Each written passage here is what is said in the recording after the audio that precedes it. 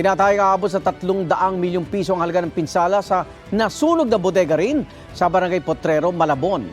Para sa pang-update, may unang balita live si Bam Alegre. Bam. Igan, kontrolado na ng mga bombero ang sunog na tumupok sa isang warehouse dito sa Engineering Road sa Potrero, Malabon kaninang madaling araw.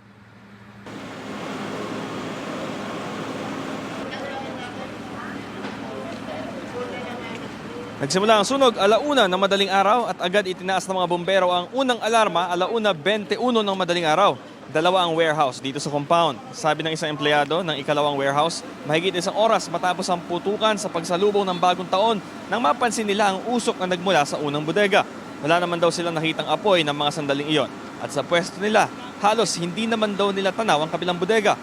Pero maya-maya, tinawag na raw siya ng iba pa niyang kasamahan at sinabihan na siyang may sunog.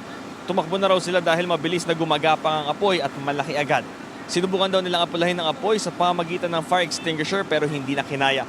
Alas 2:12 ng madaling araw, itinaas na ng BFP sa Task Force Alpha ang alarma. Ibig sabihin, kailangan na ng tulong ng 24 na fire trucks. Ayon sa may-ari ng warehouse na si Gina Epogon, ang mga nasunog, bike parts, gymnastics equipment gaya ng trampoline, dumbbells at iba pa. Meron ding nasunog na mga gamit ng baby gaya ng walker, baby slide at kama.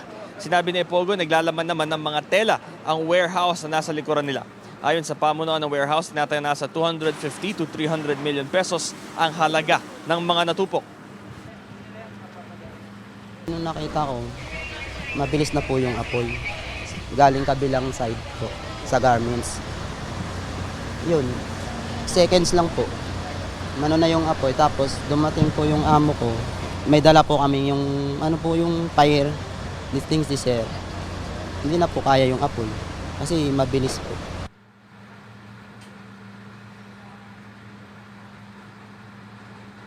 Igan, wala nadamay sa mga kalapit na bahay at patuloy ang investigasyon ng BFP sa sanhi ng apoy. Ito ang unang balita mula rito sa Malabon. Bam Alegre para sa GMA Integrated News.